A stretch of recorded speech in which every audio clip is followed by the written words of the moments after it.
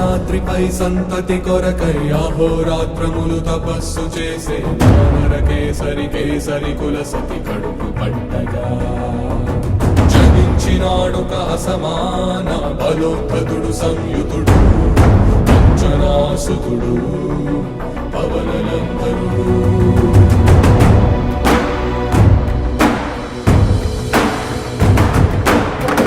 కిరణముల ఉదయాత్మి గని అది పండిన తీరని పంటను సూర్యమండలము పట్టి తినాలని వీళ్ళూరే తన దేహం నాటున రవి మరుగై జగము చీకటై